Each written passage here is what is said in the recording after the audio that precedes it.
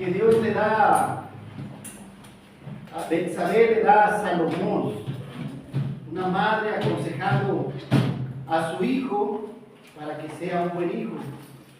¿Qué consejo le darías tú a tus hijos? Y ese es un buen consejo como madre y como padre también a uno de tus hijos. Proverbios capítulo 31, vamos a leer de manera alternada la lectura congregacional. Leo el versículo 1, ustedes leen el versículo 2 y nos subimos así hasta el 31. 31 me trae 31 versículos.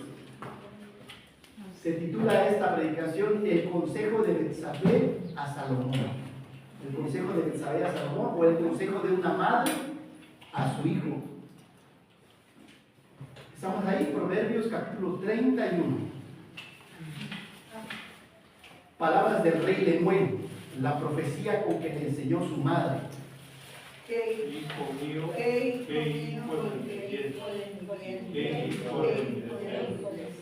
No des a las mujeres tu fuerza ni tus caminos a lo que destruye a los reyes. No es de los reyes, oh Lemuel, no es de los reyes beber vino, ni de los príncipes la sociedad. No sea que bebiendo olviden la ley y perviertan el derecho de todos los afligidos. Da gracia al desfallecido y el vino a los de amargado ánimo. Beban y olvídense de su necesidad y de su miseria no se acuerden más. Abre tu boca por el humo y el juicio de todos los desvalidos. Abre tu boca, juzga con justicia y defiende la causa del pobre y del menesteroso. Mujer virtuosa, ¿quién la hallará? Porque su estima sobrepasa largamente a la de las piedras preciosas. El corazón de su marido está en ella confiado y no carecerá de ganancias. Y le da ella alimento alto todos los días de su vida. Busca lana y lino y con voluntad trabaja con sus manos. Es como nave de mercader trae su de lejos. Se levanta aún de noche y da comida a su familia y raciona a sus criadas. Considera la verdad y la compra y planta viña del fruto de sus manos. Ciñe de fuerza sus lomos y esfuerza sus brazos. Ve que va bien y el que va ciego su lámpara más para que acabe de noche. Aplica su mano al uso y sus manos a la rueca. Alarga su mano, pobre, y extiende sus manos al menesteroso. No tiene temor de la nieve por su familia, porque toda su familia está vestida de ropas dobles. Ella se hace tapices de lino fino y purezas de espíritu. Su marido es conocido en las puertas cuando se sienta con los ancianos de la tierra. Hace velas y centellas y las Fuerza y honor son su vestidura y se ríe de lo porvenir. abre su boca con sabiduría y la ley de clemencia se hace para su lengua. Considera los caminos de su casa y no come el pan de balde. Se levantan sus hijos y la llaman bienaventurada, y su marido también la alaba. Muchas mujeres hicieron el bien, mas tú sobrepasas a todas. Engañóse la gracia y vana la hermosura. La mujer que teme a Jehová, esa será alabada. Todos juntos. Dadle el fruto de sus manos y alábenla en la puerta de sus hijos. Bien, se titula esta predicación El consejo de Betsabé a Salomón, o el consejo de una madre a un hijo. ¿Cuál sería el consejo que tú le darías hoy a tus hijos en base a toda la experiencia que tú tienes? Lo que has leído, lo que has vivido, lo que te han enseñado tus padres, tus maestros, tus pastores. Aquí vamos a aprender el día de hoy algo que Dios quiere poner en nuestros corazones. Del capítulo 1 al 30 ha venido hablando el Padre, los consejos del Padre hacia sus hijos. Pero ahorita va a hablar la Madre. Claro que es Dios hablando, por supuesto, pero dándonos una ilustración, porque necesitamos esas imágenes. Acuérdense que el ser humano aprende, lo que aprendemos en el lenguaje es casa y te imaginas una casa. Entonces, a través de figuras, por eso el consejo de Betsabé a Salomón. ¿Qué consejo le darías a tus hijos? Le he preguntado a algunos hermanos. Generalmente me gusta hacerle esta pregunta a los hermanos que tienen más de 70 años. Y algunos me contestan, pues que trabajen y ahorren para que cuando envejezcan no estén tan necesitados. Y otros dicen, bueno, ¿qué consejo les darías? Y ellos me dicen que no tengan vicios, porque en mi juventud tuve tantos vicios que me acabé todo el dinero y la salud y hoy la estoy pagando por esos excesos.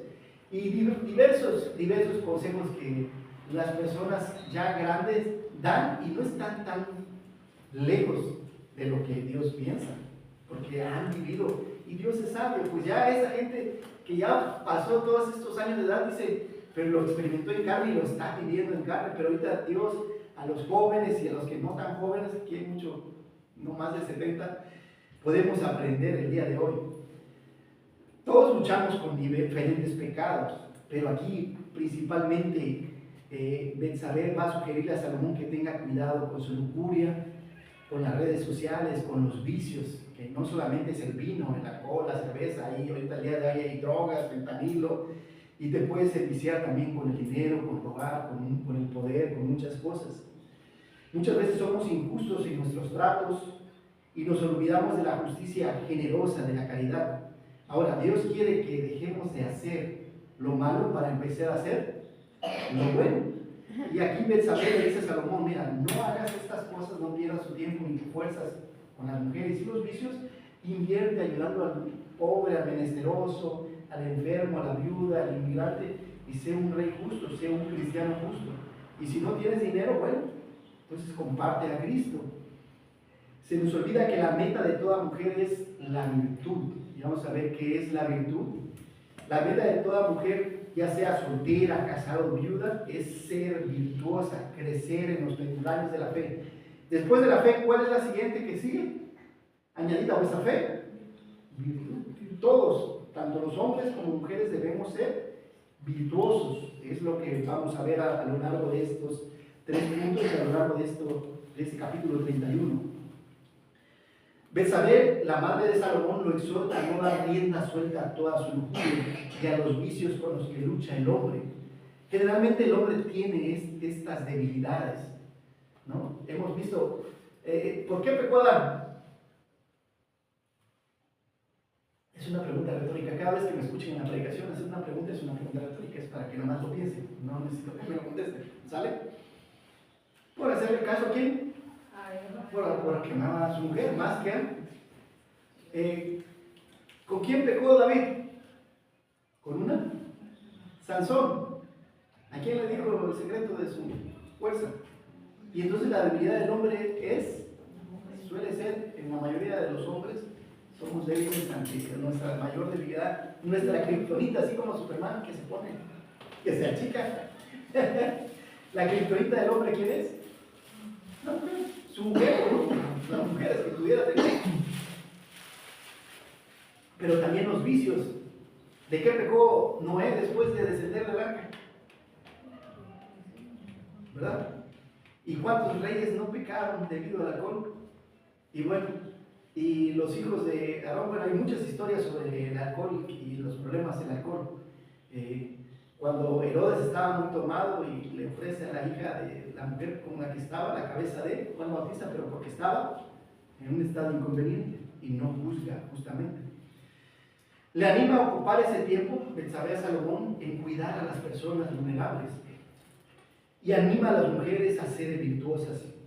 Entonces, ¿qué propone el sermón? Porque Dios es tu Padre, tú debes escuchar su consejo. ¿Pueden escuchar aquí a Dios aconsejándonos? Sí, sé que es Betsabé hablando de Salomón, pero es Dios dándonos consejo a hombres y a mujeres para ponerlo en práctica en esta vida. Pero salimos y hacemos lo que nos viene en gana. Entonces, porque Dios es tu Padre, tú debes escuchar su consejo. ¿Cómo? Con moderación, con caridad, con virtud. Son 3 puntos. Vamos a ver el primero. Porque Dios es tu Padre, tú debes escuchar su consejo. ¿Cómo? Con moderación. Eso está en el versículo 1 al 7. Con estas palabras el rey Lemuel, es decir, el rey Salomón tiene muchos sobrenombres. Es el maestro en Eclesiastés, es el predicador. ¿Se acuerdan? Él tiene muchos sobrenombres porque se los ganó como pensador. Lemuel es uno de ellos. Por eso dice, con esas palabras el rey Lemuel, es decir, el rey Salomón, fue educado por su madre Betsabé. Y le dice, querido hijo mío. que naciste como respuesta a mis oraciones a Dios, porque había perdido un hijo del rey David. Debido a mi pecado, al adulterio, ella anhelaba un hijo de David. Salomón fue la respuesta a las oraciones de Betsabé. ¿Qué consejo podría darte? ¿Qué consejo te puedo dar, hijo mío, en base a mi experiencia y lo que poco que puedo saber de Dios? Y le dije, hijo mío, no te vuelvas loco por las mujeres, porque veía que sus hijos tenían 1000 mujeres, pues sí. ¿Salomón tenía un problema con la lujuria o no? Sí tenía un serio problema con la lujuria. No era solamente el hecho de querer y desconfianza a Dios, porque quería que su reino permaneciera y quiero tener miles de hijos y el tener alianzas con los demás, porque en lugar de confiar con Dios, pero sí tenía un problema en la carne, Salomón. Y le dice Betsabé, pues ha llevado a la ruina a muchos reyes. Querido Salomón, no conviene que los reyes tomen bebidas alcohólicas ni que se emborrachen, porque en cuanto se emborrachan se olvidan de la ley y no protegen a los pobres. Si bien la palabra de Dios no condena el consumo de bebidas, sí el pecado de la embriaguez y el de emborracharse. Y dice, está bien, el alcohol es para los que han amargado ánimo, para los que no tienen esperanza, deja a los que se emborrachen y se olviden de su miseria, que no se de lo que sufren. Si te has dado cuenta cuando vas a algún centro de rehabilitación, ¿qué dicen los padrinos? Deja lo que toque fondo, eso es correcto, es algo bíblico, deja lo que toque, que necesite, cuando él vea su problema, que es el primer paso para poder empezar a resolver el problema, es reconocer que tienes un problema con algo. Tener moderación es tener tus impulsos físicos bajo el control del Espíritu Santo, y que pueden ser vicios y lujurias. Si bien la intimidad que tú puedes tener con tu pareja está reservada con tu pareja únicamente. Y si estás con alguien más que no es tu pareja, es adulterio. Si eres soltero y estás con alguien con quien no estás casado, es fornicación. Pero entonces es poder controlar. Dios nos ha creado con estos instintos, con este deseo de estar con alguien, pero solamente con alguien. Y entonces eso es la moderación, poder controlar esos impulsos físicos. Y no puede ser solamente la lujuria, puede ser la comida, pueden ser los excesos en diferentes cosas. Por eso dice Pablo, manifiestas son las obras de la carne, que son adulterio, fornicación, inmundicia, lascivia, idolatría, hechicerías, enemistades, pleitos, celos, iras, contiendas, disensiones, herejías, envidias, homicidios, borracheras, orgías y cosas semejantes a estas. ¿Qué dice la palabra de Dios? Todo me es lícito, pero no todo. Conviene, todo me es lícito, mas no dejaré dominarme por ningún exceso. Todo en exceso es malo. ¿Cómo te enseñó Dios para ser moderado? Perdón. Primero te dio espíritu, alma y cuerpo. Y ahora te da un espíritu. Somos tripartitos, espíritu, alma y cuerpo. Ahora, si tú alimentas más el espíritu, está fuerte para subyugar la carne. Y entonces el nivel debe ser así. La carne debe estar así. El alma debe ser el doble del espíritu, o sea, con el raciocinio de saber lo que es bueno y malo en la palabra de Dios. Y el espíritu tiene que estar arriba y ocupar un gran espacio en tu vida, el 80%. Es decir, tienes que alimentar más el espíritu que la carne. Pero si esto está al revés, si la carne está de este tamaño, y el conocimiento de tu alma, tu conocimiento del cuerpo humano así, y tu espíritu está de este tamaño, ¿quién reina? La carne, ¿no? Porque es a quien más alimentes en tu cuerpo, es el que va a salir. ¿Y qué es el espíritu? El espíritu es la fe, ahí mora la fe, la conciencia, la sabiduría, la creatividad, la comunión con Dios, la oración y el discernimiento. ¿Qué es lo que hay en el alma? Es mente, voluntad. Es decir, tus pensamientos, tus sentimientos te llevan a tomar una decisión.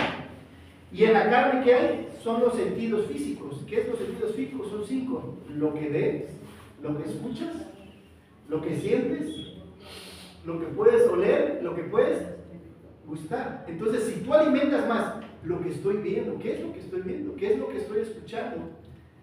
Y si lo que estoy viendo es carnal, es lo que estoy escuchando, lo que estoy probando, no está mal comer. Pero cuando comemos en exceso, es que hay problemas. lo que puedas sentir, lo que tú sientes, ¿no? Las cosas, las sensaciones que tú puedes sentir y oler. Entonces, la carne entra a través de estos 5 sentidos. Entonces, tienes que tener cuidado si alimentas más la carne o alimentas más el espíritu. Oras, lees tu Biblia, compartes el Evangelio, vas a la iglesia, platicas con Dios, buscas el tomar tus decisiones con Dios. Es una gran diferencia entre lo carnal y espiritual. Y eso está en medio. El alma que es pensamientos, sentimientos y voluntad. Entonces, si yo me alimento de la palabra, voy a jalar para acá. Pero si yo esta la dejo a un lado y me alimento más de lo que el mundo me da, jalo de este lado. Es tan sencillo como eso, ¿verdad? Ahora, vimos la importancia de obedecer, porque también puede ser que estés orando, leyendo y memorizando, pero no la obedezco. También pudiera ser, pasa eso y te jalas para acá. La meta del amor que Dios quiere que tengamos es dar, pero la meta de la carne es obtener. Dame. Y es como un barril sin fondo. Tú le puedes estar poniendo de todo ahí a la carne y nunca se va a saciar. Ves a una persona que es drogadicta o alcohólica, se sacia. Puede seguir tomando hoy, mañana, pasado, y no importa que me muera, yo voy a seguir tomándome, drogándome. O puedes tener problemas con el dinero. La gente que tiene problemas con la avaricia y le están echando sus cuentas bancarias y tienen 1 millón, 2 millones y quieren seguir millones y nunca hay una necesidad para sí mismos. ¿Cómo empieza el deseo por los apetitos de la carne? ¿Cómo es que empieza este deseo? Es cuando alimentamos más a la carne que al espíritu.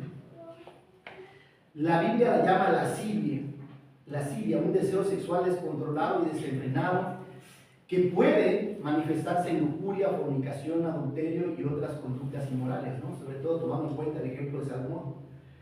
Por lo consiguiente, no andemos en pasiones de concupiscencia como los gentiles que no conocen a Dios. El gentil hace lo que quiere porque no conoce a Dios. Tú y yo batallamos con la carne. ¿Sí o no batallamos con el carácter? Con el enojarte a veces, con los celos, con la incredulidad. ¿Será que Dios me está ayudando?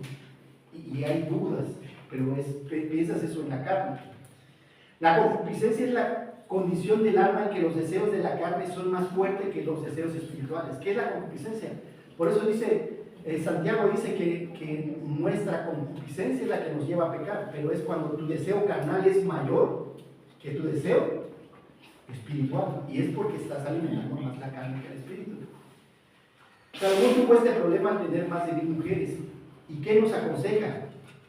A lo largo de Proverbios hemos visto, ¿qué es lo que dice? A causa de la mujer ramera el hombre es reducido a un bocado de pan, y la mujer caza la preciosa alma del varón.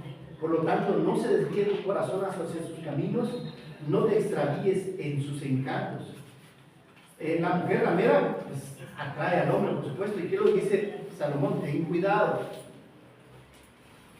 La sabiduría te librará de la mujer extraña y también de la conocida, de la desconocida que te seduce con sus palabras, ¿no?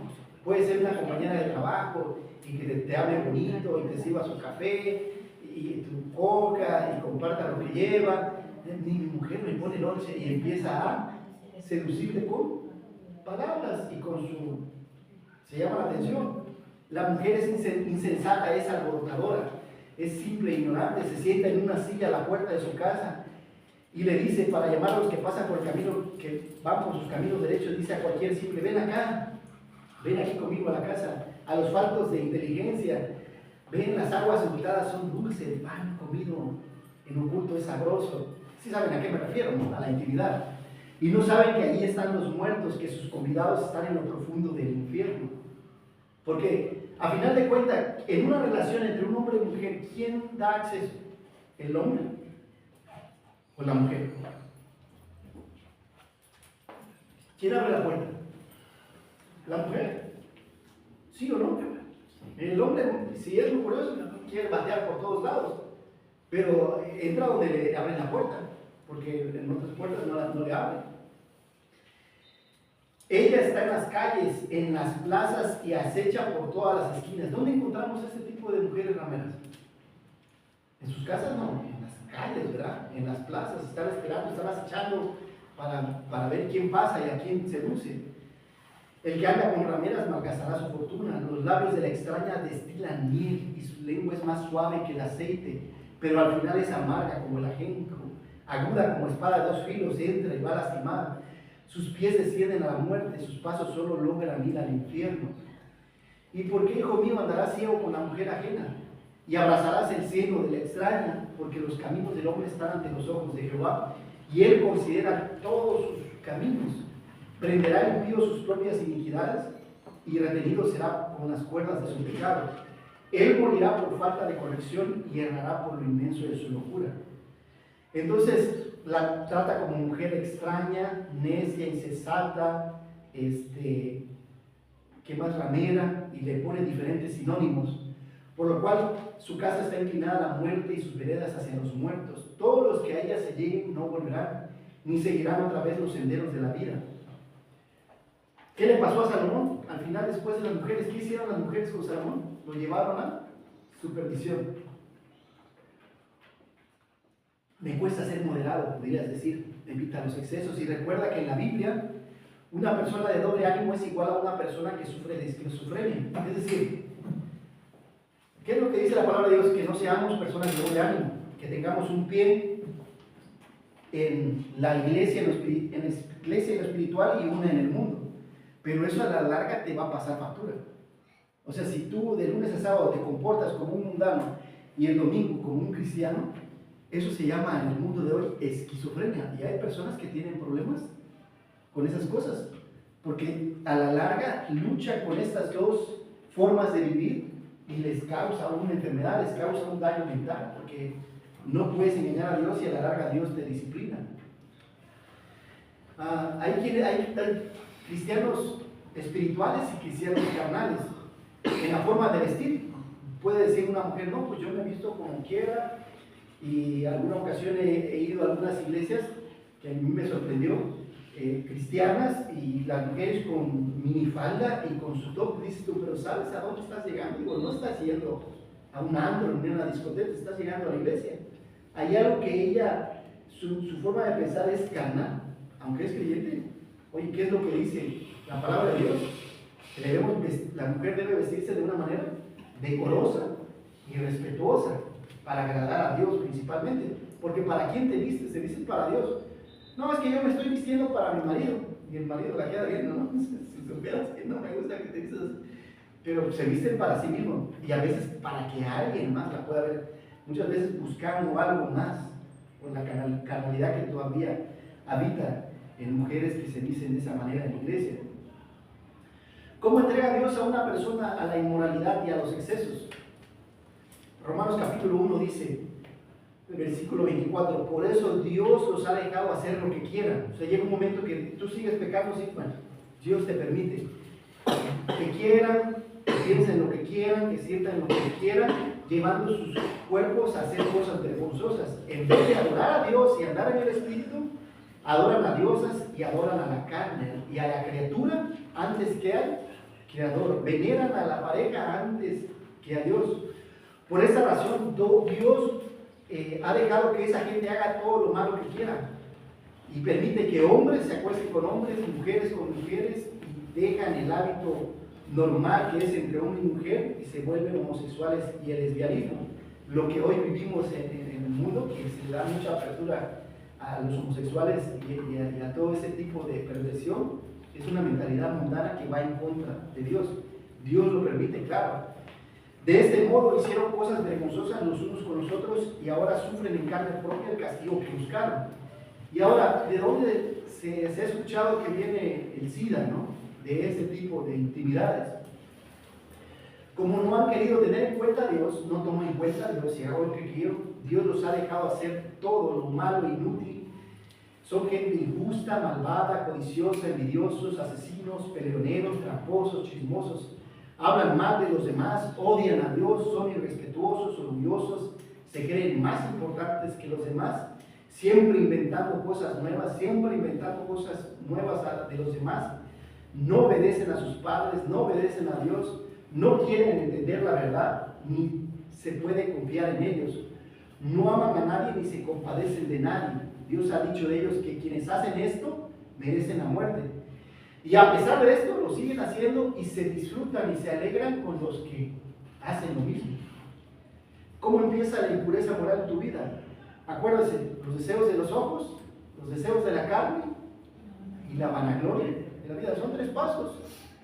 Le pasó a Adán y Eva, le pasó, digamos aquí cuando se trata de alcohol, por eso dice Salomón, no veas el vino cuando rojea porque entra suavemente, pero al final dice, morderá como serpiente. O sea, habrá consecuencias, los excesos habrá consecuencias. Esos son los deseos de los ojos. Los demás los hacen, todos se ven contentos y alegres. Yo también quiero hacerlo. Los deseos de la carne, el alcohol y las drogas en la carne se vuelven una adicción. Ya cuando ha entrado, llega un tiempo, ya después de semanas o meses de consumir, ya es una adicción y ya tu cuerpo lo pide. Ya es más difícil, ya es más complejo, porque se creó una adicción. Y la vanagloria de la vida, porque ¿por qué las personas tienen adicciones? Para sentirse bien. ¿Por qué la gente consume alcohol o drogas? Porque se sienten bien, porque escapan de su realidad. Y pudiera ser pobreza, pudiera ser riqueza. Porque tienen una baja autoestima, nadie me quiere. O porque tienen una alta estima. Yo soy el magnate, yo soy el supremo en este, o el mejor, haciendo esto, aquellos. Ahora, la palabra de Dios nos da 7 pasos para ser modestos y conquistar hábitos pecaminosos. ¿Cómo podemos conquistar algún vicio, algún hábito pecaminoso en la vida? Primero que nada es por medio de su palabra. La verdad os hará libres de todo pecado. Primero injertando Romanos capítulos 6 y 8. Después meditando en él, en las escrituras, visualizándote muerto al pecado, no volviéndolos a los hábitos pecaminosos. Y voy a ir platicando cada uno de estos. El primero, injertar Romanos 6 y 8. Ahora, esto habla sobre el pecado. ¿Qué es lo que ha pasado con el pecado en nuestras vidas? Lo explica Romanos 6 y 8. Es memorizar. Puede ser que tu vida no sabes cómo lidiar, como un árbol de manzano. Le metes un árbol, una rama de naranja y va a dar naranjas, ¿no? El injerto. Igual, al injertar el capítulo 6 y 8 de Romanos, te va a hacer dar un fruto diferente. Pero ¿qué dice Romanos capítulo 6? ¿Qué pues diremos? ¿Perseveraremos en el pecado para que la gracia abunde? De ninguna manera. Porque los que hemos muerto al pecado, ¿cómo viviremos aún en él? Y entonces significa que debo saber que el pecado ya no mora en mí porque he muerto al pecado. Y entonces cuando me dice esto, el primer paso es injertar, memorizar. Segundo es apropiármelo. Si es algún pecado, digamos, de adulterio, ¿qué pues diré? ¿Seguiré adulterando para que la gracia de Dios abunde en mí? De ninguna manera. Porque si he muerto a la lujuria, al adulterio, ¿cómo viviré adulterando? Pues he muerto porque he sido muerto juntamente con Cristo para morir en el pecado y para después andar en vida eterna. Y ahora el tercer paso dice, debo visualizarme muerto juntamente con Cristo. Cristo murió en la cruz por mis pecados y tengo que verme muerto. Ahí Dios clavó todos mis pecados y después cuando Cristo fue sepultado, yo fui sepultado juntamente con él y al resucitar, resucité para andar en vida nueva. Ya no practicando las obras de la carne, sino las espirituales. Había un hermano que se fumaba 1 o 2 cajetillas en el día y tenía ese problema y a veces en medio del culto tenía que salir a fumar un cigarro y él estaba luchando, ¿no? La iglesia es del hospital de Ana y no juzgamos a los hermanos. El hermano luchaba, ya a veces a medio culto salía y fumaba un cigarro porque estaba desesperado, después volvía a entrar y algunos hermanos entendemos que el hermano está luchando, es un proceso. Hay quienes pueden dejarlo inmediatamente, hay quienes le va a llevar un poco de tiempo. Y después dice que es la forma en que pudo vencer, ya después dejó de hacerlo. Y él decía, oye, pero si yo estoy muerto al pecado, ¿será que un muerto puede fumar? ¿Los muertos fuman? ¿Te has visto tú un muerto fumando? Y cuando entendió él eso de que, oye, pues yo no he visto a ningún muerto, yo estoy muerto a mi pecado y no debería estar practicando el pecado. Le digo, puede ser gula, puede ser alcohol, droga, lujuria, cualquier pecado en exceso. Ahora dice, el cuarto punto, no proveas para los hábitos pecaminosos. Es decir, si yo tengo un problema con los cigarros, no voy a tener el cajetilla en la casa. Si tengo un problema con el alcohol, no voy a veces puede hacer que te va a invitar a la familia a un 15 años y boda. Si sabes que va a haber alcohol, ¿qué tienes que hacer? Simplemente no ir. Cuando lees el libro azul, ¿cómo se llama? El de AA, que escribió Billy Bob, él decía que en su casa, dice, tenía problemas, pero iba a trabajar, se gastaba el dinero y ya regresaba, iba a tomar y después regresaba. Después la mujer empezó a trabajar y dejó de trabajar para ya no tomar, queriendo solucionar el problema, pero dice que le robaba a su mujer y tenía escondidas botellitas allá en la alacena, tenía botellitas allá bajo el colchón, allá en el taller, y entonces tenía lugares donde abastecerse. O sea, si tienes un problema con las drogas, pues, y todavía tienes el número del que te provee las drogas, o sea, elimina el teléfono. Tienes que eliminar las cosas, o los amigos, tal vez algún amigo, algún compañero de trabajo, tu mismo compadre, eliminar las amistades o las cosas que te llevan a consumir. El quinto es compararlo como en Romanos 6 y 8 como un águila. Digamos, el águila puede venir descendiendo, pero cuando extiende sus águilas, ¿qué pasa? Sus alas, ¿qué haces? Ascienden, ¿no? La ley de la gravedad. Hay una resistencia. Entonces, Romanos 6 y 8 es cuando tengo en la noche tal vez por algún pecado, memorizar un capítulo y es cuando extiende luchas en la madrugada, en el camino, tal vez no lo he memorizado. Bueno, voy y leo Romanos 6 y 8, lo tengo en una hojita y lo repaso. Y la palabra de Dios es viva y eficaz y va a empezar a hacer esta función. Algunas ocasiones fuimos a los centros de rehabilitación y lo que le decía yo a los anexados, le decía que no os embriaguéis con vino en el cual hay disolución, antes bien llenos de Espíritu. Tú sigue leyendo tu Biblia, dedícate a leer, si es posible, ahí está, pues todo el día, horas, o lee un capítulo diario, pero con el tiempo Dios va a hacer el trabajo. Dios poco a poco va transformando su palabra porque Él tiene poder. La palabra de Dios es poderosa porque no me avergüenzo, decía Pablo, por el Evangelio, porque es poder de Dios para salvación al judío primeramente, al griego, al gentil y a todas las personas de este mundo. El sexto paso para vencer cualquier tentación es pídele ayuda a tus autoridades. A veces puedes estar luchando con algo en tu vida, bueno, ve con el pastor y dile que te ayude a orar, que te ayude cómo superarlo. A tus padres pudieras estar teniendo alguna adicción, también es una autoridad que te pudiera ayudar, te pudiera dar consejos. En el caso de los alcohólicos y drogadictos están los padrinos.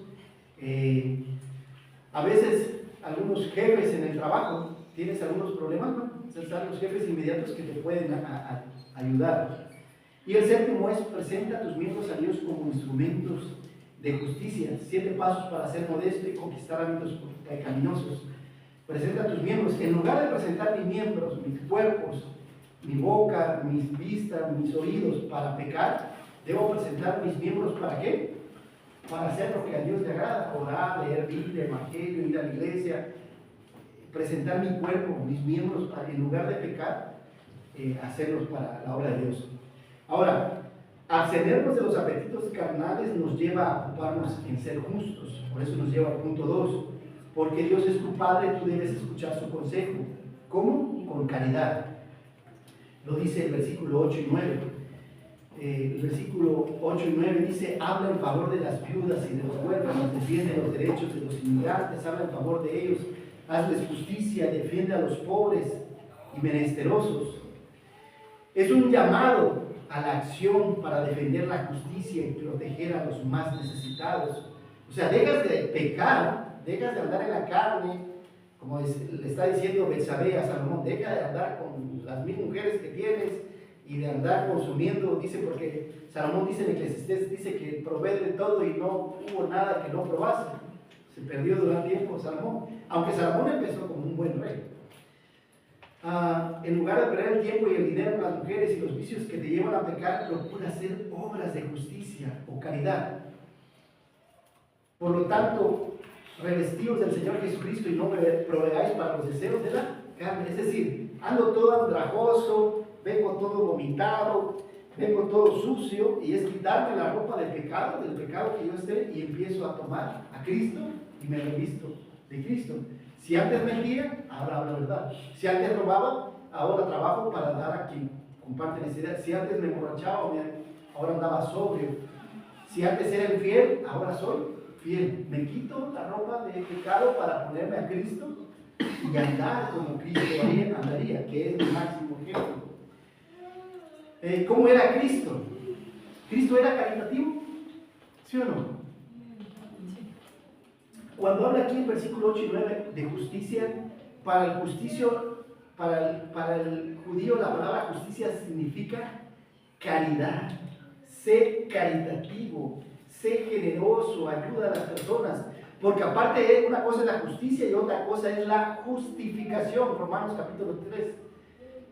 Tenemos paz para con Dios por medio de nuestro Señor Jesucristo. Hemos sido justificados por lo que Cristo hizo en la cruz. Pero estamos hablando de justicia, de las cosas que Dios espera en nuestras vidas. Porque Dios es un Dios justo. Ahora espera que nosotros también seamos caritativos. Para entender un poquito más, porque a veces pensamos que justo es como que un juez, ¿verdad? A veces nuestra mente nos hace pensar en un juez. Pero Dios quiere que seamos justos, como Cristo era justo. Cristo sanaba a los enfermos, ¿se acuerdan? Sanó paralíticos, ciegos, sordos, leprosos, gente que tenía fiebre, hemorragia, la mujer que tenía hemorragia. Y Cristo satisfacía necesidades físicas, ¿se acuerdan? Si había comida, las daba. Espirituales, los endemoniados, y mentales. Había gente que tenía problemas mentales. ¿Se acuerdan del loco que lo sanó y después cómo es que está cada acuerdo? Él sanaba todo tipo de enfermedades. Alimentaba a los pobres, a 3,000, después a 5,000. Primero los alimentó físicamente y después espiritualmente, cuando da las bienaventuranzas. Y les dice, ¿qué es lo que se espera de cada uno de nosotros? Esto se espera de nosotros, que consolemos y podemos ayudar a las personas físicamente en sus necesidades, lo hagamos, pero también espiritualmente por medio de la palabra. Consolaba a viudas y huérfanos, Cristo. ¿Se acuerdan de la viuda de Naín que venía llorando porque había perdido a su hijo? Y le dice que él se levante y hable. La viuda, y habla muy bien de la viuda y su ofrenda, que había dado 2 blancas, que era la moneda más pequeña. ¿Cuál es la moneda más pequeña en México? 50 centavos, no, o el de 10 centavos. Había dado 20 centavos y habla bien de ella y dice, esta dio todo lo que. Y estos venían con barriles, pero ¿qué daban? La feria que a veces cuando nos toca dar, aquí, das lo que te sobra. Y habla muy bien de la vida. Y cuidaba de los inmigrantes cuando sana a los leprosos que vengan, que eran fuera. ¿No? Cuando venía gente, dice, es necesario que yo le dé de comer la comida de los hijos a los perrillos. Y dice, aún los perrillos comen de las obras que caen. Y aún procuraba sanar a los, salvó Dios salvación a la samaritana. También Dios procuraba para con la gente externa. Betsabé anima a Salomón a ser caritativo con los más necesitados, porque tenía mucho dinero Salomón. Las personas justas, caritativas, se ocupan de pobres, enfermos, inmigrantes, viudas y huérfanos. Salomón era el rey de un país. No solamente debía escuchar las necesidades y preocupaciones de la gente rica, como algunos gobiernos, ¿verdad?, que solamente atienden a los ricos, sino también escuchar las necesidades y preocupaciones de los pobres. ¿Qué le hace falta a los pobres? Es algo bueno, es parte del corazón de Dios ver a los más necesitados, a los más marginados. Generalmente los pobres de un país generalmente los gobernantes de un país suelen aprovecharse de las personas que tienen menos poder. Salomón, cuando empezó su reinado, fue un excelente rey. Vinieron 2 prostitutas a él y le dijeron, ¿sabes qué? Las 2 vivían juntas y venían peleando un hijo vivo y uno muerto, ¿no? Y dice, no, esta mujer se durmió, se acostó encima de su bebé, lo mató y después cambió mi bebé y el vivo es el mío, y estaban peleando, ¿no? Y Salomón en su sabiduría, que dice, partan al bebé por la mitad, pero la verdadera madre se arrodilla y dice, no, dáselo a ella, yo prefiero que mi hijo viva aunque no esté conmigo, pero dice, esta es la verdadera madre, dénsela a ella. Y cuando el pueblo vio que Salomón tenía sabiduría, tuvo miedo, dice, no, con no podemos jugar, ni podemos ir y llevar y traer, que a veces quieren jugar con los gobernantes. Y y tiene un gran respeto por el pueblo. Empezó gobernando bien, pero después tuvo muchas mujeres y se tiró al vicio gobernando mal, dividiendo el reino en dos partes. ¿Quién fue el peor de todos los reyes? Salomón. ¿Quién dividió el reino? Salomón. Salomón fue el peor de todos los reyes. Adoró y las tres cosas que Dios le pidió que no hiciera. Mira, ¿sabes qué? No tengas muchas mujeres, no acumules muchas riquezas y no confíes en tu ejército. No hagas un gran ejército, porque yo peleo por ti. Con un poco de ejército yo voy a darte la victoria, porque el que da la victoria es Jehová, no tus miles de caballos, tus miles. ¿Y qué es lo que hace Salomón? Pues tiene 1000 mujeres y adora, y ya con el paso del tiempo, ya en su vejez, las mujeres lo hacen que él vaya y adore. Y imagínense a Salomón, el que hizo el templo de Dios, arrodillado en el tiempo de Moloch, adorando otros ídolos, ¿no? Qué vergüenza para Israel, para su padre David si lo viera, y aún para el día de hoy, qué vergüenza que adoraba lo que Josué decía: decidid a quién adoréis, a los dioses de Egipto o a los dioses de aquí de los cananitas. Y Salomón adoró a los dioses y se olvidó. Cuando llega la reina de Egipto, hace que Salomón deje de dar adoración al Dios. Había una adoración que todas las mañanas la hija de Egipto hace eso. Está en la influencia de la mujer con el hombre que lo lleva a perderse cuando estudias Reyes y Crónicas. Ahora, el consejo aquí que es para los que no se han casado: pues cásate un cristiano, ¿no? De preferencia. Si tú quieres terminar como Salomón, adelante. La otra cosa que hizo, acumuló muchas riquezas. ¿Pero cómo acumuló las riquezas? Porque era muy trabajador. Se levantaba temprano, pues y andaba, se la pasaba delicioso con tanta mujer. No fue por trabajo. Era porque pidió muchos impuestos. Cuando Salomón muere, viene a su hijo Roboam y le dicen, que es el que reina: ¿sabes qué? Bájanos los impuestos, porque tu papá nos pedía mucho impuesto. Y dice: no les voy a bajar impuestos, y si mi papá era cruel, yo voy a ser vil. Y es cuando se divide el reino, debido al mal gobierno de Salomón. Y otra cosa que Dios le había dicho: no tengas un ejército grande, compra caballos, carruajes, caballos de Egipto, y en lugar de confiar en Dios, confía en su ejército. Y podemos ver muchas ilustraciones de reyes que cayeron debido a ese pecado de no confiar y esperar en Dios. Y ahora vemos otro ejemplo: el rey Acab y la viña de Nabot. ¿Se acuerdan? Deseaba tanto aquella viña que mandó a matar. Pero la mujer, ¿de dónde era? Jezabel. No era creyente, era de fuera. Pero parte de la perdición de Acab fue la mujer que tenía. Hace como unos 13 años, en el 2012, en Chiapas hubo un gobernador llamado Manuel Velasco. Y él no tenía la edad para gobernar, era muy joven, pero cambiaron la ley con tal de que gobernar. Manipuló las votaciones. ¿Será raro eso en nuestro país? Para que pudiera ser gobernador. Y cuando estuvo en el poder fue un rey injusto. Quitó hoteles, negocios, terrenos ya establecidos. Algunos pudieron pelear, pero es algo que había hecho el abuelo.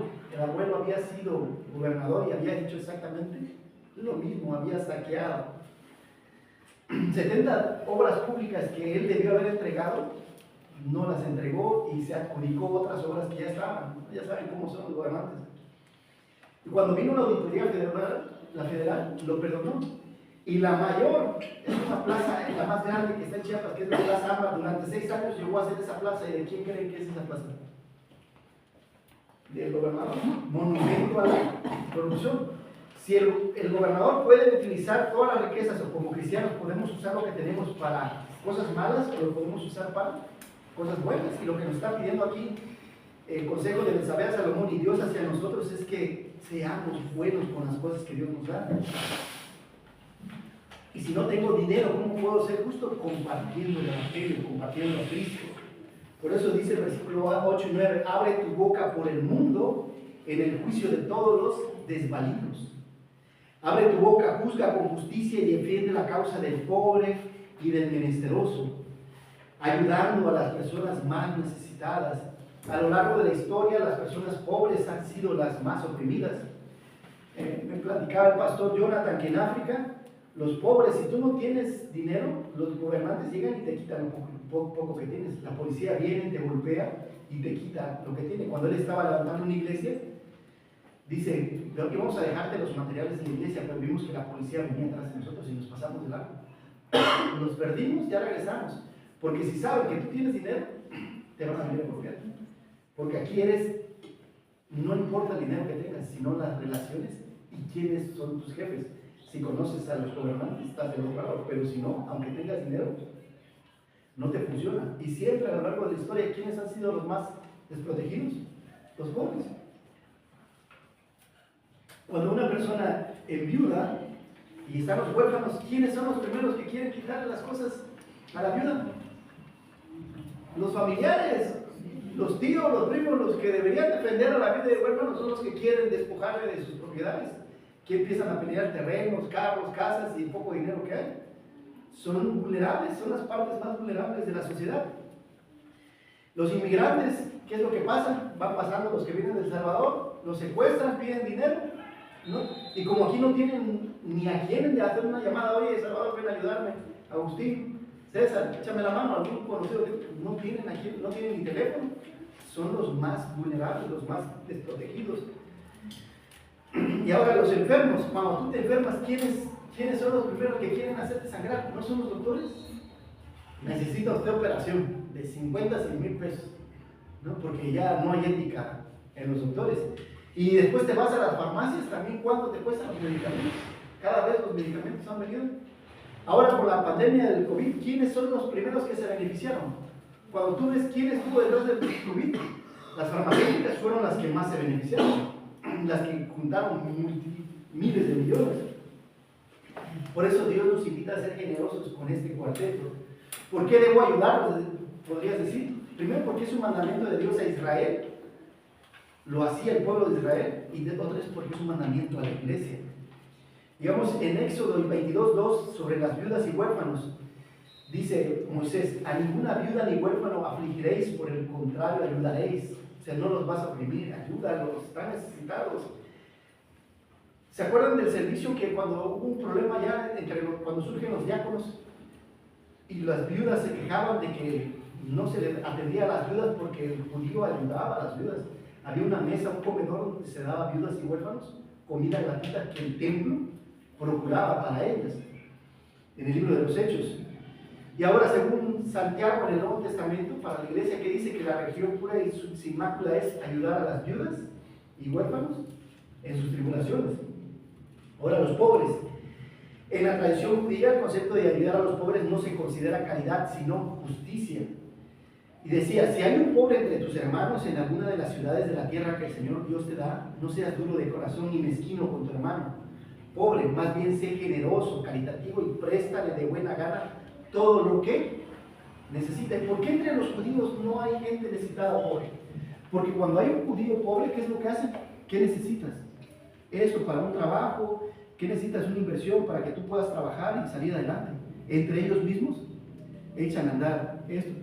¿Y cómo están los cristianos? A veces obedecemos esto.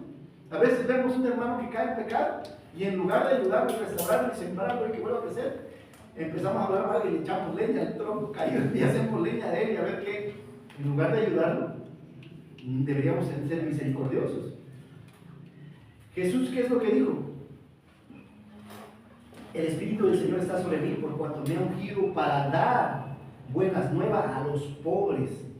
Pablo dice, el apóstol Pablo levantaba ofrendas de las iglesias cuando estaba en Filipenses y las llevaba a Jerusalén para ayudar a los pobres. Entonces siempre ha habido esa obligación para el pueblo judío y para la iglesia. Los inmigrantes, ¿qué dice Deuteronomio? Amarás también al extranjero, porque extranjero fuisteis en la tierra de Egipto. Cristo dice del inmigrante, ¿por qué debemos ayudar a los inmigrantes? Jesús dice, tuve hambre y me diste de comer, tuve sed y me diste de beber, fui forastero y me recogiste. O sea, a un extraño me ayudaste. Los enfermos, ¿por qué ayudar a los enfermos? Porque Dios habla a través de las enfermedades. Decía hace rato que fuimos a visitar a Rey y no me había aceptado el Evangelio, y ahora, porque estuvo delicado el corazón, estuvo más sensible. Por lo consiguiente, la iglesia está llamada a hacer obras de caridad, apoyar a los enfermos con medicamentos, despensas, dinero, consultas. Y aquí entre los hermanos, principalmente a los de la familia de la fe, cuando ha habido algún enfermo, le hemos apoyado económicamente, simbólicamente tal vez, pero lo hemos hecho. Ayudar a viudas económica, moralmente, con un libro, con algo que la puedas animar, con el escucharlos. A los inmigrantes estuvo con nosotros Marcos, ¿se acuerdan? El hermano Juan, que estuvo viendo con la hermana Lolita, se le dio por comer, la iglesia lo apoyó.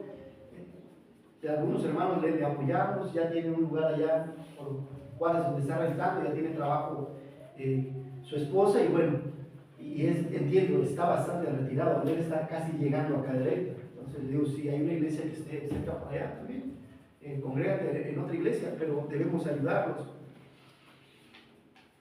En fin, debemos aprovechar cualquier necesidad de las personas para suplirlas y presentarles el Evangelio de Cristo. Y ahora, ¿cómo? ¿No tengo dinero? Bueno, preséntale el Evangelio. ¿Cómo? Por medio de los 4 leyes espirituales. Dios tiene un plan que está acá. El problema es el pecado, la solución es Cristo. Acepta o recházalo. Y puedes usar cualquier personaje de la Biblia para llevar a una persona a Cristo. El ejemplo del pecado de Adán, el ejemplo de Noé, donde Dios por el pecado juzgó a todas las personas, el ejemplo de Abraham, que por la obediencia fe creyó y fue contada, su fe le fue contada por justicia. Cualquier personaje bíblico te puede ayudar a llevar a las personas a Cristo. La segunda verdad nos lleva a la tercera verdad, porque Dios es tu Padre, tú debes escuchar su consejo. ¿Cómo? Con virtud. ¿Cómo? Con virtud. La mujer ejemplar, la mujer ideal, la meta de toda mujer es ser virtuosa. La mujer que todo hombre debe buscar para casarse es virtuosa, es esta, de la que habla Betsabé a Salomón. Mira, hijo, no son miles de mujeres, es una, pero es una virtuosa. Es aquella que tiene excelencia de carácter y vive conforme a la palabra de Dios, demostrando sabiduría, fortaleza y un carácter moral que se cultiva en la obediencia y servicio. En el hebreo, cuando Dios escribió esto, es un poema, la mujer virtuosa es un canto, y empieza de la A a la Z, ¿no? Como una persona completa. Habla de su conversión, del cuidado que tiene de su familia, del cariño que muestra hacia su marido y hacia las demás personas, la confianza que le tiene el marido, que es comerciante, es trabajadora, es caritativa, tiene temor a Dios, tiene un tiempo de devoción a Dios. La verdad es que hace hincapié en su carácter espiritualmente, más que en su condición física. Es una mayor labor cultivar la espiritualidad que la belleza física. Y por eso dice, qué difícil es hallar a una persona así, a una mujer así. Dice que es encontrarse con una joya. ¿Será que tú cuando vas caminando te has encontrado alguna vez en tu vida un diamante? ¿O una gema? ¿O un rubí? Es raro, ¿verdad? Encuentras pura piedra, ¿verdad? Y dice que la mujer rencillosa es como piedra en él. Y es una elección que ustedes, mis amadas hermanas, y también habla a los hombres, que debemos ser virtuosos, trabajadores, estar atentos de la casa y de los hijos. Pero específicamente se dirige a las mujeres porque ustedes son la columna. ¿Qué detiene que no nos caiga al techo? Las columnas, ¿verdad? Ustedes saben un poco de construcción. La columna en los hogares son las mujeres. Quien se casa con ella puede darle toda su confianza porque es fiel, porque es leal, porque no voy a tener miedo que mi mujer vaya a trabajar y me vaya a ser infiel. Dinero nunca le falta porque trabaja, ella aprendió a trabajar desde joven. A ella todo le sale bien porque es diligente, porque es cuidadosa, porque trabaja con sus propias manos y no espera nada de nadie. Es buena administradora con lo que tiene. Dice que sale a comprar lana y lino y con sus propias manos trabaja con alegría. Es una persona que trabaja, no solamente en casa, sino que trae cosas de fuera. Y dice que trae lana. La lana que es la tela y el lino para coser, hacer ropa y después venderla. Y el día de hoy pudiera ser que vas y compras frutas y vendes frutas y haces pastelitos o haces comidas, creo que aquí venden mucha tortilla de harina, o compras ropa de esas bultos de americana. Y hay muchas formas en que una mujer puede ocuparse. No necesariamente, digo, si tiene una profesión, doctora, ingeniero, licenciado, pues puede emplearse en una oficina, ¿va? Pero dice que busca cosas y trabaja. En la economía hay 3 tipos de actividades: primaria, secundaria y terciaria. La primaria es la que recolecta cosas de la naturaleza, ¿no? Carbón, piedra, grava, las frutas, verduras, la leche. Pero la segunda, el proceso de producción es la transformación. La leche la transforma en queso, yogur, el maíz la hago tortilla. ¿Sí me explico? La transformación, bueno, ella dice que consigue eso y transforma. Hay algo que está en sus manos, sí, lo transforma para después salir a venderlo, que es la tercera actividad. Venderlo, que es el servicio. Primaria, secundaria, terciaria, que es lo que se recoge, se transforma y después se da el servicio o un distribuidor.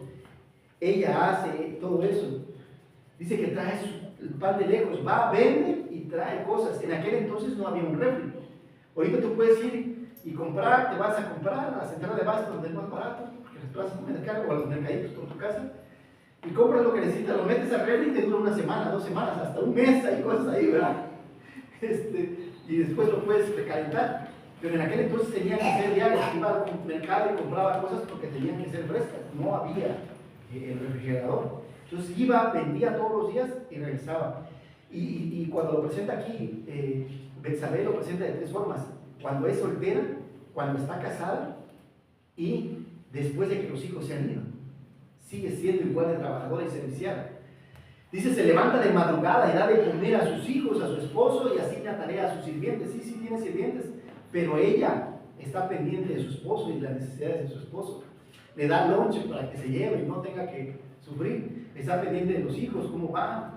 Está pendiente de sus criadas y le asigna tareas. Tú vas a hacer, me voy a ir a trabajar, tú te quedas en la casa, barriendo, limpiando, lo que sea. Y asigna tareas. Dice, calcula ahora y compra el precio de un terreno con sus ganancias, con su propio dinero, no con el dinero que le da a su marido, con su propio dinero. Dice, calcula, ¿cuánto cuesta el terrenito? Por cierto, acabo de ver un terrenito aquí en la revista que me gustó mucho, del Seguro Social, y tiene una alberca y lo están vendiendo. Oren por favor por ese terreno. Voy a pedir datos y todo, pero me gustó. Y bueno, calcula, ve, el terreno le gusta, compra, va y compra la edad con su propio dinero. Porque no está esperanzada que el marido, muy seguramente el marido le da el dinero y todo, pero no tiene esa esperanza porque ha trabajado desde joven, sabe administrar lo que tiene. Dice que ¿qué hace con ese terreno? Planta un viñedo, planta uvas, y en él trabaja de sol a sol, trabaja todo el día, está ocupada, no tiene tiempo para estar perezosa y tener malos pensamientos y estar preocupada por las cosas. Se ocupa, en lugar de preocuparse por las cosas de la vida, se ocupa para vender el fruto de la tierra. O sea, es una persona que está trabajando, está ocupada todo el tiempo. ¿Crees que tiene tiempo para andar haciendo cosas malas de otra mujer? Ni estar pensando, ni deprimirse, ni estar ansioso. Está ocupada. Ella misma se asegura de que el negocio marche bien. Toda la noche hay luz en su casa, pues toda la noche trabaja. Dice que aún en la noche, en aquel entonces a las 6 oscurecía y se acababan las labores, pero dice que aún en la noche ella está trabajando, está haciendo cosas para poder qué hacer mañana, ver que sus hijos está pendiente, está en la jugada, dentro de la casa y fuera de la casa. Ella fabrica su propia ropa y siempre ayuda a los pobres y ayuda a los menesterosos. Se dan cuenta que repite lo que no debe hacer, no hace lo que debería estar haciendo Salomón, ¿se acuerdan? No tener oficios, pero está haciendo lo que le sugiere a Salomón: ser caritativa y cuidadosa. No le preocupa que haga frío, pues toda su casa anda siempre bien abrigada. Es decir, que viene el frío, que viene la helada, no hay problema, no hay necesito, hay comida, tenemos colcha. Dice que en aquel entonces eran sábanas que el lino es ¿cómo se llama? Tiene la función de que cuando hace calor es fresco y cuando hace frío te calienta. Entonces está bien abrigada, no le preocupa el futuro. Y si fallece mi esposo, no tengo problemas, porque primero dependo de Dios y segundo, sé trabajar. Dice, toma telas de lino y de púrpura. En aquel entonces el lino era la tela más cara. Es muy difícil. El lino, cuando se hace, se lleva más. No es como el algodón. El algodón se da en calor y lo puedes procesar rápidamente. Pero el lino se da en lugares fríos y a la hora que empiezas a cocer el lino, lleva tiempo. Se hace un proceso. Pero a la larga es una tela, la original, porque hay linos que están mezclados con poliestireno y otros plásticos, que es el que te venden ahí en el internet, pero el lino es caro. Y dice que compra telas de lo mejor y de púrpura. La púrpura es el morado que vestían los reyes antes. Solamente los reyes podían vestirse de púrpura. Si te veían vestidos de púrpura, era muerte, porque tú no eres de la realeza. Y esa púrpura venía de unas conchas que se hacían en el Mediterráneo, que traerlas costaba mucho dinero, y entonces solamente los reyes podían vestir así. Entonces ella hacía cosas de calidad para vender cosas de calidad y entonces también obtener ganancias de calidad. Ya había encontrado un mercado. Y dice, ella misma se hace colchas y vestidos, pero ella se hace. Mi suegra, les he platicado otras veces que mi suegra es costurera, ¿sabe? Y va a Parisina, ¿y cuánto le cuesta uno, 2, 3 metros? 50, 100 pesos. Compra en Parisina, se hace el vestido y ya se hace el gran vestido porque sabe hacer y tiene muchos vestidos, pero no le sale caro, porque pues sabe hacerlo y le gusta vestir bien. En la ciudad su esposo es bien conocido, pues ocupa un lugar importante entre la gente de autoridad, en la iglesia, en el trabajo, en la sociedad. Es un buen esposo, padre, vecino, trabajador. Dice que hace ropa y los cinturones que hace ella y la ropa, ella misma fabrica, los vende a los comerciantes. Y llevan y traen. El carácter de esta mujer mantiene su dignidad. No es como Eva. Es decir, ¿qué estaba haciendo Eva cuando fue tentada por Satanás? Nada. La pereza es un pecado que muchas veces te lleva a pecar. Eva debió haber andado con Adán, pero no, vete tú, yo aquí te espero, hay mucho sol. Debió haber andado con su pareja. Y a veces la pereza, el no estar haciendo nada y el no ocuparte, también puede llevarte a pecar. Pero ella es vestida de dignidad y enfrenta confiada el futuro. Y hay muchos ejemplos, hermanos. O sea, no quiero meterme, pero tengo que mencionar algunos, porque siempre les menciono algunos ejemplos bíblicos. Digamos, Sara, cuando la Trinidad llega a visitar a Abraham, porque va a ir a destruir y va a hacer llover fuego y azufre sobre Sodoma y Gomorra, Abraham rápido va con Sara y le dice, ¿sabes qué? Prepárame unos panes de harina con efa de flor y un cabrito y esto y frutos secos. ¿Y quién es lo que hace? Era hospitalaria. Y muchas veces, lamentablemente, yo he llegado a visitar a algunas personas y ni siquiera un vaso de agua se ha recibido, y eso se espera de la hospitalidad. Y Sara era hospitalaria y te dice que era trabajadora. Cuando ves a la esposa de Isaac, ¿quién era? Rebeca. Dice que Rebeca, cuando Abraham manda a Eliezer, el Damaseno, a buscar mujer a su tierra, dice que ora, ¿se acuerdan? Dice, Señor, ora que la mujer que me dé agua a mis camellos, que eran como 10, y eran como 10 cubetas de agua, que esa sea la mujer, como decisión. Habla de una mujer trabajadora, ¿están de acuerdo conmigo? Y servicial. Y cuando Rebeca ve a este Damaseno, ¿tienes algo así? Y agarra, y no es que crean ustedes que tenía su polea, y como el día de hoy, que era sacar del pozo unos 100 cubetas de agua y servirle a extraños. Era trabajadora, Rebeca. Y se espera de nosotros que seamos serviciales y trabajadores. ¿Cómo era Raquel y Lea? Después Jacob se va huyendo de su hermano Saúl por haberle robado la primogenitura. Y llega, ¿y qué estaba haciendo Raquel y Lea? Estaban pastoreando las ovejas de su padre. Y no crean que ustedes que pastoreaban una hora, que lo regresaban. No, ese era el pastoreo. El pastoreo salía el sol y cuando se ocultaba el sol, regresabas con las ovejas para dormir y encerrar a las ovejas. Entonces habla de mujeres trabajadoras que no estaban en su casa. Y ahora igual puedo ir con el Nuevo Testamento que hay. ¿Se acuerdan de, Séfora, la mujer de Moisés? ¿Se acuerdan? Cuando él va huyendo de Faraón, de Egipto, y llega allá, ¿qué estaba haciendo Séfora? Primero estaba peleando con los pastores por el agua, pero estaba cuidando al rebaño. La mujer virtuosa es trabajadora, es servicial, no solamente en su casa, fuera de su casa, en la iglesia, en todas las áreas donde ella está, es trabajadora y es servicial. Lidia, ¿se acuerdan del Nuevo Testamento, Hechos? La mujer que vendía ropa, ¿se acuerdan? Que también dice que estando en el río, salió a la oración porque buscaba a Dios, porque tampoco estaba en un templo, y para poder hacer una sinagoga tenían que haber más de 20 personas. Y entonces ella estaba en el río escuchando a las mujeres, Pablo testifica, cree, y después los lleva a su casa, y su casa la pone al servicio de los apóstoles. Tal es así que después que cuando los apóstoles salen de la cárcel, llegan a la casa de Lidia porque ya era una iglesia. Y entonces la mujer tiene mi casa, como dice Josué, yo y mi casa serviremos. O sea, espero que ustedes, si el día de mañana el hermano Francisco, que Dios bendiga, hermano Francisco allá en Estados Unidos, nos llegase a pedir la casa, espero que tengan el corazón. Mi casa está puesta para, un poquito lejos, pero bueno, está puesta para hacer una iglesia, porque lo importante es la iglesia, el lugar es el templo.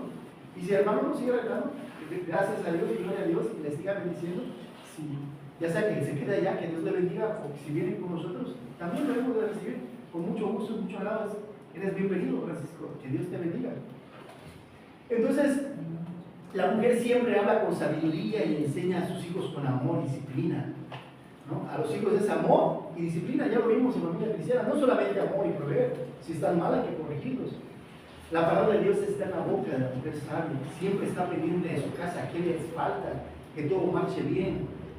Dice que cuando come pan es porque se lo ha ganado, no se come el pan de balde. Es decir, tenía un tío, porque ya falleció, gordillo, y algo que me gustaba mucho que él decía, alguna ocasión lo llegué a visitar, vivía cerca ahí como a 2 cuadras de la casa, y él económicamente le había ido muy bien, carros, una agencia de publicidad, terrenos, una quinta. Una ocasión quisimos rentar su quinta para el campamento, pero era muy pequeña, ganado y muchas cosas, ¿no? Y él me decía que a él no le gustaba desayunar.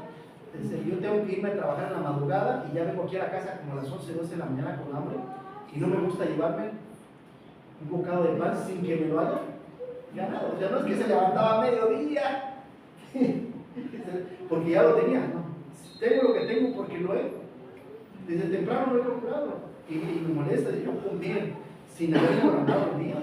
Bueno, a eso se refiere, no come pan de balde, o sea, se ha ganado el bocado de pan que lleva en la boca. Sus hijos la felicitan y la alaban, su esposo le dice, mujeres buenas hay, pero todas las superan. ¿Tú las superas? Pues sí, las mujeres son buenas. Yo sé, hermana, que muchas hermanas son buenas esposas, buenas madres, buenas administradoras, con lo que les ha dado, buenas cristianas, buenas vecinas. Pero dice, ¿tú las superas? No, está a otro nivel. Y por eso dice, engañosa es la gracia y vana la hermosura. La mujer que teme a Jehová, esa será alabada, esa será amada, esa será apreciada, esa será valorada. Entonces a los hijos, cuando te busques una mujer, no busques lo externo, ¿no? Como está ahí una canción, dice, cuando era apenas jovencito, mi mamá me decía, a mí hijito, busca amor, nada más que amor. Realmente fíjese en la apariencia, porque la belleza dura ¿cuántos años? Los 20 años está en su plenitud. La mujer a los 30 años viene para abajo. Y si tú te fijas en lo externo y no en lo interno, ¿con quién vas a vivir? Una personalidad interna. Se fija que ame a Dios, que tema a Dios. Eso de ser temerosa es alguien que conoce a Dios, que busca a Dios. Por eso teme a Dios, porque le conoce y guarda sus mandamientos. Y puede ser fiel, puede ser leal, puede ser caritativa. Y cada uno de nosotros busque. Pudiese ser que nos falta ser caritativos, pudiera ser que nos falte algo de ser, compartir el evangelio, algo me hace falta para poder cumplir la meta delante de Dios. La hermosura en la mujer es engañosa, la belleza es una ilusión y pasajera. Solo merecen ser alabadas las mujeres que obedecen a Dios. Y entonces dice que tengamos cuidado con el exceso a la hora de vestirnos. Hay mujeres que le ponen demasiada atención a su maquillaje, ¿no? Yo no digo que no haya un retoque, pero hay quienes gastan, estaba viendo cuánto se gana en cosméticos, y esas empresas ganan billones. O sea, eso es el negocio de los cosméticos. La mujer en día hoy usa muchos cosméticos, yo no estoy en contra, pero no gastes miles de pesos en cosméticos. O hay quienes llegan hasta las cirugías, ¿no? Que van y cirugía en la nariz, ya están en moda eso. Ya hay cirujanos plásticos por todos los estados. Antes era raro, tenías que viajar a otro país para poder hacerte un cambio de nariz, de pómulos, cambiarte los pechos, las piernas, ¿no? El día de hoy, por donde quiera que vayas ya hay eso y es un bajo costo para poder, pero es vanidad. Por eso es vanidosa, es algo que no busques eso, no busques perfección física. Que todo el mundo reconozca los frutos de una mujer virtuosa, que todos en su casa, en su trabajo, en su iglesia, en la sociedad, reconozcan las buenas obras de esta mujer. En pocas palabras, ¿cómo es una mujer virtuosa? Primero que nada, tiene libertad financiera porque es trabajadora, cuida a su familia, es diligente en todo lo que hace, cuida las cosas que Dios les ha dado, cuida su casa, el carro, el dinero, es maestra de sus hijos, ¿no? Ella procura, no le entrega al Estado la educación de sus hijos. Y no me refiero a lo secular, me refiero a lo espiritual, porque tú puedes mandar a tus hijos y a tus nietos a una escuela pública o privada, mientras tengas cuidado de lo espiritual, que estés teniendo devociones, para que no se vayan con la enseñanza que le están dando.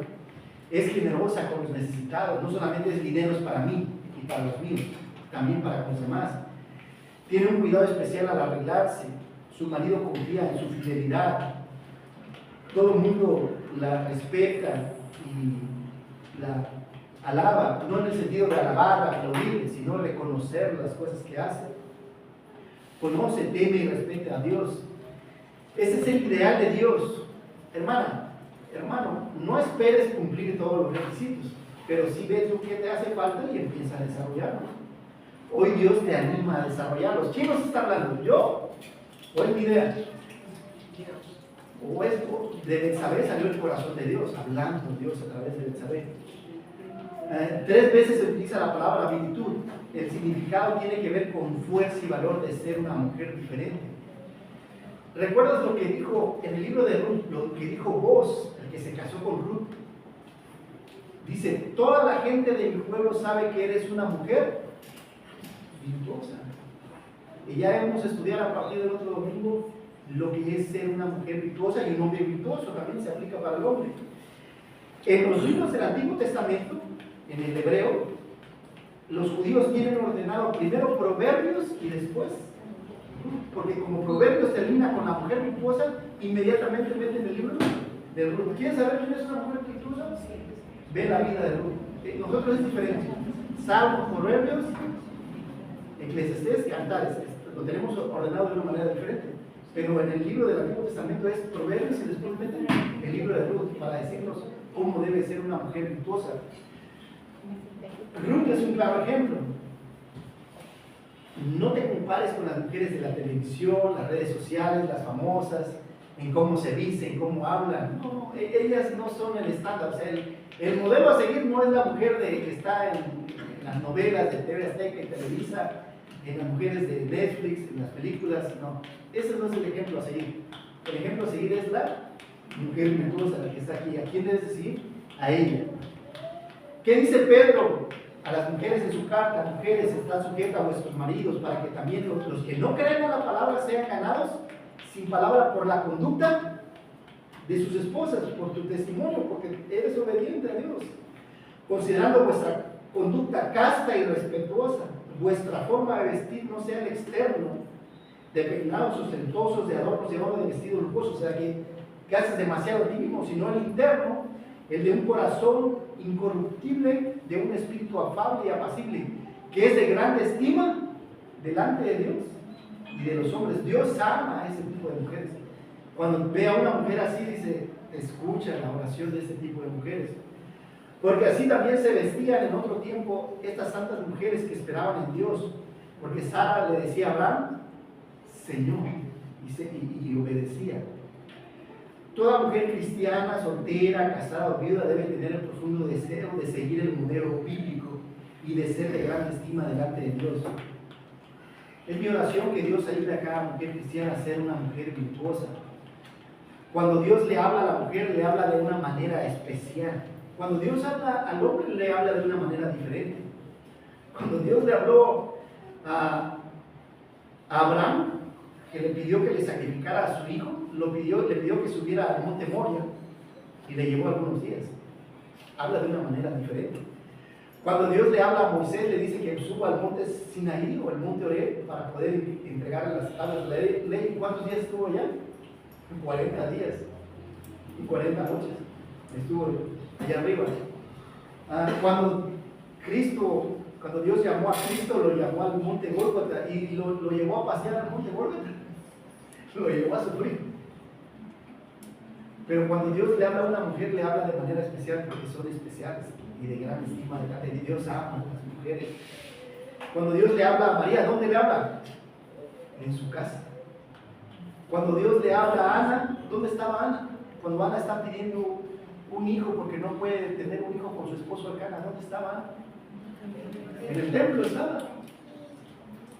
Cuando Dios le habló a Ruth de cómo debería hacer las cosas en su vida, le habla a través de su suegra, Noemí. Entonces cuando Dios habla a la mujer de una manera especial, y entonces la trata de una mujer especial porque son especiales para Dios. María de Betania era soltera, ¿se acuerdan? Dios le puede hablar a una soltera, una casada y una viuda. Cuando le habla a María de Betania, la hermana de Lázaro y hermana de Marta, y toca el corazón para agarrar una libra de nardo puro y después dárselo a Jesús, ¿se acuerdan? Era soltera. Y Dios habla también a las solteras para poder ser parte del servicio que damos a Dios. Cuando le habla a una mujer casada, cuando le dice a las abuelas y a las casadas, le dice a Timoteo que la fe no fingida que hay en ti, que habitó primero en tu abuela, Loida, y después en tu madre, Eunice. Entonces, ¿cómo somos mujeres virtuosas compartiendo nuestra fe con nuestros hijos? Las abuelas a los hijos y los hijos a los nietos. Así es como Timoteo llegó a ser quien sea. Puede ser que Dios estaba preparando a ti para preparar un Timoteo, como abuela o como madre. Y ahora, ¿cómo Dios habla a las viudas? Había una mujer que hacía 84 años era viuda. Ana, ¿se acuerdan? Ana, la que oraba, que era profetisa cuando esperaba que llegara el Señor Jesucristo. Dice que había sido 7 años casada, 84 años. 84 años de viuda sirviendo y trabajando en la iglesia. 7 años de casada, 91. ¿Cómo cuántos años se habrá casado? Imaginemos que se casó a los 12 años, 13 años. Tenía sus 102, 103 años. Y 84 años sirviendo y trabajando en el templo. Entonces, hermano, tú puedes decir, hermano, es que tengo ya 50 años y no puedo trabajar. Y esa mujer tenía, ¿cuánto? Más de 100 años. Y pudo ver cuando les presentaba a Jesucristo y dice, le doy gracias a Dios porque has permitido ver la gloria de Israel. Pero más de 100 años y la señora trabajando. Más o menos de esa edad murió la abuelita de Fabi esta semana, 104 años, 102 años. Bueno, entonces, para trabajar no hay excusas. Y bueno, hay muchos ejemplos de mujeres virtuosas que por el tiempo no me daría. La pregunta es, ¿dónde están tus hijos el día de hoy? Deberían estar en la iglesia, por lo tanto deberíamos orar por eso. ¿Quién educó al hijo de Ruth y Obed? Fue Noemí, dice que fue criado a los pies. Entonces hay muchas virtudes hay muchas cosas que tú puedes desarrollar como mujer virtuosa. Tal vez no tuviste el tiempo para educar a tus hijos, pero si tienes el tiempo para educar a los nietos, adelante, con todo el amor. La mujer sabia edifica su casa, la necia con sus manos la derriba. El Señor Jesucristo trabajaba. ¿Qué era? Carpintero, ¿verdad? Pablo trabajaba. ¿Qué hacía? Tiendas. Pedro trabajaba. Era pescador. La mujer virtuosa trabaja. La noche viene cuando nadie podrá trabajar. Y bueno, tenemos que aprovechar bien el tiempo porque los días son malos.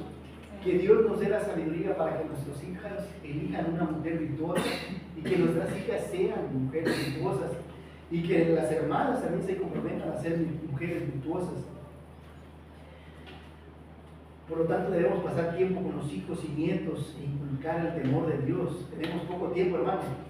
La mayor formación es entre los 6 y 8 años. O sea, son pocos los años que tienes para formar a los hijos. Ya los adolescentes ya empiezan a pensar, se vuelven rebeldes. Los primeros 10 años de vida son importantes para formar hijos y nietos. Betsabé oraba todos los días por Salomón. ¿Tú oras todos los días por tus hijos? Sobre todo por su salvación, no dejes de hacerlo. Dios es quien tiene la última palabra. Ana oraba todos los días porque Dios le diera un hijo. Betsabé le enseñó a Salomón a orar. Le dice, y en resumidas cuentas le dicen, no bebas alcohol, no tengas muchas mujeres, cuida de las personas necesitadas y elige a una mujer que ame a Dios y deja de perder el tiempo con las demás. La mujer virtuosa es aquella que hace lo que dice, no solamente habla, sino que cumple. La mujer virtuosa es sabia, toma en cuenta a Dios, no su alza en yugo desigual. Una mujer virtuosa no solamente lee la Biblia a sus hijos, sino la pone en práctica. Una mujer virtuosa mira por las necesidades de los demás, como dice el apóstol Pablo, no mirando cada uno por lo suyo propio, sino también por lo de los demás. Digo, se armoniza el Antiguo y el Nuevo Testamento, van agarrados de la mano. Una mujer virtuosa teme a Dios y guarda sus mandamientos. Una mujer que mantiene su matrimonio por más de 20, 30, 40, 50 años es una mujer virtuosa, porque o no hay problemas en el matrimonio.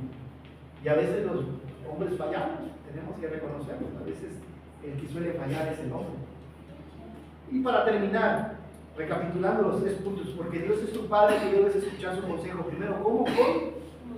Con moderación. Segundo, porque Dios es tu Padre, tú debes escuchar su consejo. ¿Cómo? Con caridad. Y tercero, porque Dios es tu Padre, tú debes escuchar su consejo. ¿Cómo? Con virtud. Vamos a orar, nos ponemos de pie.